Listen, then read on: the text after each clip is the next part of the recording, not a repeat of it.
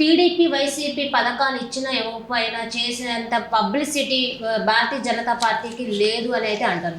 ఎందుకు మీరు ఆ పబ్లిసిటీ చేసుకోకుండా మరి ప్రజలు తప్పుదో వైసీపీ టీడీపీ పట్టిస్తున్నారని అంటున్నారు. మరి మీరెందుకు మేము చేసామని మీరు ఎందుకు చెప్పుకోవట్లేదు, రావటం లేదు?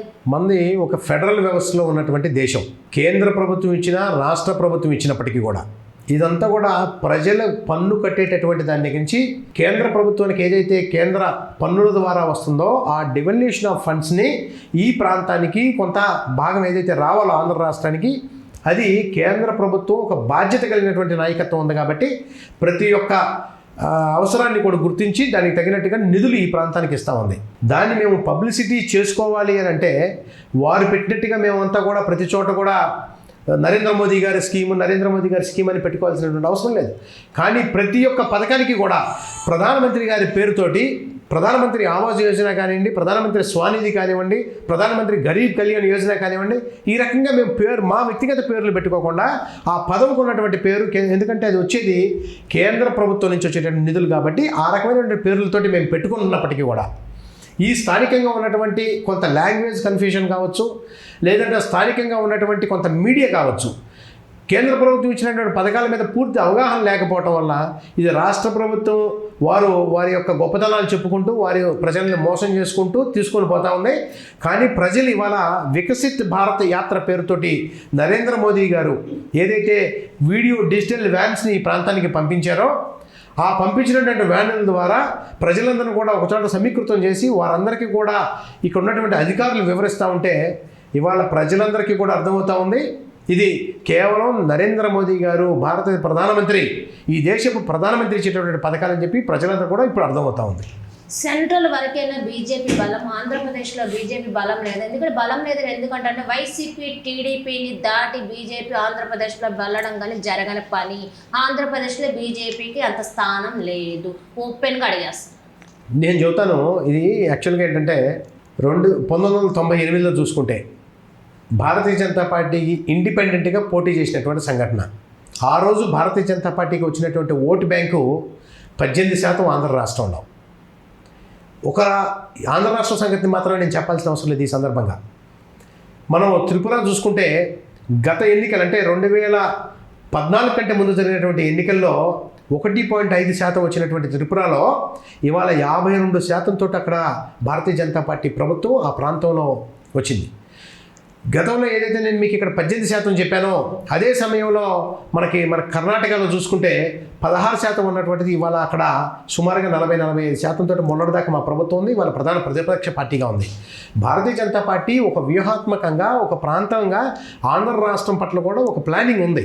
దానిలో భాగంగా అనుకోకుండా జరిగినటువంటి సంఘటన రాష్ట్రం విభజన జరిగిన తర్వాత తెలంగాణ మీద మొదటగా, ఎందుకంటే అక్కడ నాయకత్వం ఎక్కువగా ఉంది కాబట్టి అక్కడి నుంచి కాన్సన్ట్రేషన్ చేసుకుంటూ వస్తున్నారు. ఆంధ్రప్రదేశ్లో కూడా 100% రాబోయేటటువంటి ఎన్నికల్లో భారతీయ జనతా పార్టీ ఒక సబ్స్టాన్షియల్ ఓటు బ్యాంక్ తెచ్చుకోబోతా ఉంది. ప్రజలందరూ కూడా ఇవాళ ప్రతి ఒక్క భారతీయుడు కల అయినటువంటి ఏదైతే అయోధ్యలో రామమందిర నిర్మాణం జరిగిందో, ఏదైతే ఈ దేశ రక్షణ కోసం నరేంద్ర మోదీ గారు ఏ రకంగా అయితే పనిచేస్తూ ఉన్నారో 370 ఆర్టికల్ రద్దు కావచ్చు, అదేవిధంగా 35A ఆర్టికల్ రద్దు కావచ్చు, అదేవిధంగా పాకిస్తాన్కి సంబంధించినటువంటి లేదా ఇటు బంగ్లాదేశ్ నుంచి కానీ అటు చైనా నుంచి కానీ ఎవరైతే అక్కడి నుంచి ఈ ప్రాంతంలోకి చొచ్చుకొని రావడానికి ప్రయత్నం చేసిన టెర్రరిస్టుల పట్ల కఠిన వైఖరి కావచ్చు, ఇవన్నిటిని కూడా గుర్తించినటువంటి పార్టీ భారతీయ జనతా పార్టీ. వీటన్నిటిని కట్టడి చేసింది కాబట్టి వాళ్ళ ప్రజలందరూ కూడా భారతీయ జనతా పార్టీ పట్ల ఆకర్షితులు అవుతూ ఉన్నారు. ఇప్పుడు నాకు ఇక్కడ వర్క్ ఉంటే నేను ఇక్కడ ఉంటాను, ఎవరికి వర్క్ ఉన్నా వాళ్ళు ఆ ప్లేస్లో అంటారు. మరి మీకు ఇక్కడ గుంటూరులో ఇక్కడ స్థావరం అంటే వర్క్ ఇచ్చినప్పుడు మీరు ఎక్కువగా హైదరాబాద్లో ఎందుకు ఉంటున్నారు? అంటే మీకు ఇక్కడ స్థానికంగా ఉన్న విషయాలు అక్కడ ఉంటే ఎలా తెలుస్తాయి? అది సత్యదూరం. నేను గుంటూరు నగరంలో పుట్టి గుంటూరు నగరంలో పెరిగి గుంటూరు నగరంలో కూడా వ్యాపారం చేస్తూ ఉన్నాను. నా వ్యాపార రీత్యా నాకు ఈ ప్రాంతమే కాదు, అటు కర్ణాటకలోనూ అటు ఆంధ్రప్రదేశ్లోనూ తెలంగాణలోనూ కూడా నా వ్యాపారాలు ఉన్నాయి. వ్యాపారాలు చూసుకోవడం కోసం నెలలో కొద్ది రోజుల పాటు అక్కడ, కొద్ది రోజుల పాటు ఇక్కడ ప్రజాసేవ కోసం నేను ఉంటాను.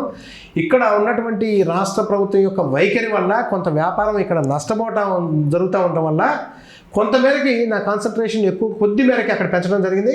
కానీ గత 3 సంవత్సరాలుగా నేను ఆంధ్ర ప్రజల కోసం అందుబాటులోనే, గుంటూరు నగరం అందుబాటులోనే ఉన్నాను, ప్రజల మధ్య ఉంటున్నాను, ప్రజల కోసం తిరుగుతున్నాను.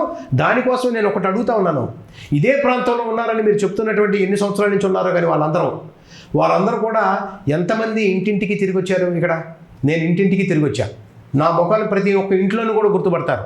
నేను అడుగుతా ఉన్నాను, ఇప్పుడున్నటువంటి విడుదల రజనీ గారిని తీసుకొచ్చారు చిలకలూరుపేట నుంచి. ఆవిడ పుట్టింది వరంగల్, ఆవిడ పెరిగిందంతా హైదరాబాద్, ఆవిడ చదువుకుందంతా హైదరాబాద్, ఆవిడ ఉండేదంతా అమెరికా. అక్కడి నుంచి చిలకలూరుపేట నుంచి వాళ్ళ గుంటూరు. ఏ రకంగా వాళ్ళతో నన్ను పోల్చేటటువంటి పరిస్థితి ఉంది? ఇక్కడే పుట్టి, ఇక్కడే పెరిగి, ఇక్కడే చదువుకొని వ్యాపార నిమిత్తం కొద్ది కాలం వేరే ప్రాంతాలకు వెళ్ళాం. ఆ రోజు మన రాజధాని హైదరాబాద్ కాబట్టి అక్కడికి వెళ్ళొచ్చాను. కొంతమంది పిచ్చోళ్ళు పిచ్చి మాటలు మాట్లాడుతూ ఉంటారు, ఇటువంటి మాటలు మాట్లాడుతూ వాళ్ళకి అలవాటే అది. కానీ నేను అడుగుతా ఉన్నా, భారతీయ జనతా పార్టీ తరఫున నేను ఇక్కడ బాధ్యతలు చేపట్టిన తర్వాత, నాకు ఇంతకుముందు కేంద్ర పార్టీ బాధ్యతలు ఉన్నాయి, రాష్ట్ర పార్టీ బాధ్యతలు ఉన్నాయి. కాబట్టి నేను రాష్ట్ర వ్యాప్తంగా, దేశవ్యాప్తంగా కూడా తిరగాల్సిన అవసరం ఉంది.